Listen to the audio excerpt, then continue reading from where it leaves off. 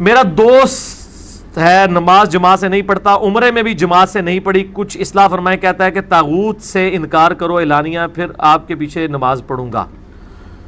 ये बरेलवी देवबंदी भी इमाम काबा के पीछे नमाज नहीं पढ़ते, उनके अपने इख्तलाफात हैं। देवबंदी तो फिर भी पढ़ लेते हैं, बरेलवी जो कट्टर किस्म के हैं वो तो बिल्कुल नहीं पढ़ते।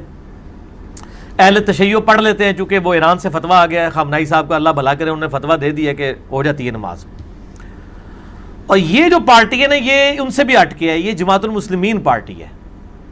वो तागूत इस हवाले से कहते हैं, वो कहते हैं जी इमाम काबा और ये सारे लोग जो हैं वो चूंकि इस बातिल सिस्टम का हिस्सा बने हुए हैं, इसलिए इमाम काबा के पीछे नमाज नहीं होगी। तो नमाज मेरे भाई हर एक के पीछे हो जाएगी। मेरा एक क्लिप है, इमाम काबा के पीछे नमाज का मसला लाखों लोग देख चुके हैं, और एक और क्लिप है मुफ्ती मुनीब साहब का इमाम काबा पर फतवा। ये क्लिप भी लाखों लोग देख चुके हैं, उसमें मैंने दलाइल दिए हैं। सही बुखारी में 695 नंबर हदीस है कि हज़रत उस्मान को जो लोग शहीद करने आए थे, उनके बारे में हज़रत उस्मान ने कहा कि नमाजें इनके पीछे पढ़ लो। हालांकि हज़रत उस्मान के वो बागी थे, तो ये हज़रत उस्मान के तो बागी नहीं, वो खिलाफत राशिदा को तोड़ने आए हुए थे। चले ये मलूकियत के साथ हैं, वो तो खिलाफत राशिदा को ख़त्म करने आए थे, उनके पीछे भी नमाज हो गई। बहरहाल इसमें ये लम्हा फिक्रिया इस एतबार से है कि हुक्मरानों की इस्लाह भी ऐसे उलमा को करनी चाहिए, और ख़ुसूसन इस किस्म के जो मुख्तलिफ चीज़ें सामने आ रही हैं पब्लिक में आजकल, उनको इंशाल्लाह मैं बाद में इस अज़ान के बाद डिस्कस करता हूँ। इंशाल्लाह अज़ान का जवाब दें। सुब्हानकल्लाहुम्मा बिहम्दिका अशहदु अल्ला इलाहा इल्ला अंता अस्तगफिरुका व अतूबु इलैक। हाँ जी, नमाज असर से पहले ये डिस्कशन हो रही थी कि वो कहते हैं नहीं हमारे दोस्त हैं इमाम काबा के पीछे भी नमाज नहीं पढ़ते। तो ये इशू तो मतलब चल ही रहा है। इमाम काबा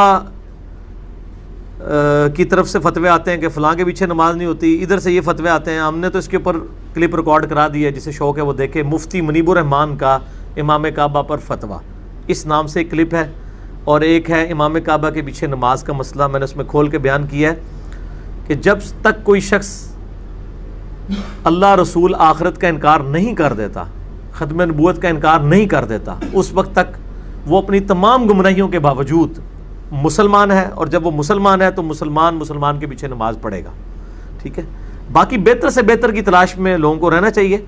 लेकिन ये जो तागूत, वो कहते हैं नहीं वो तागूत हैं, तागूत का तो मेरे भाई मैंने बताया कि ये तागूत का सिलसिला कोई आज का नहीं शुरू हुआ। अगर आपने पिक एंड चूज़ चंद एक चीज़ों को तागूत की शक्ल देना है कि भी हुकूमती लेवल के अंदर गैर शरई अफ़ाल, तो वो मैंने पहले भी कई दफ़ा बताया कि खुलफ़ाए राशिदीन के बाद से लेके अभी तक उस तरह का सिस्टम दोबारा बहाल नहीं हो सका।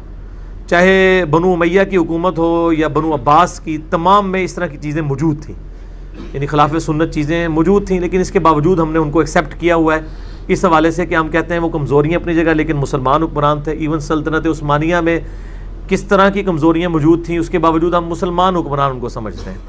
हुकूमत इस्लामी नहीं है। बहरहाल इसी तरीके से सऊदीया हो या ईरान हो, इन सब के बारे में मेरा यही मौक़िफ़ है कि इन हुकूमतों को हम इस्लामी नहीं समझते, लेकिन मुसलमानों की हुकूमतें तो हैं। जिधर भी मुसलमानों की गालिब अक्सरियत है, तो मुसलमानों की जमीयत को नहीं तोड़ना चाहिए और नमाज पढ़ लेनी चाहिए। बाकी इसके जो इल्मी दलाइल है मैंने उस क्लिप के अंदर दे दिए हुए हैं, आप अगर उसको गौर से देखेंगे तो इंशाअल्लाह कई एक चीज़ें आपके सामने आ जाएंगी।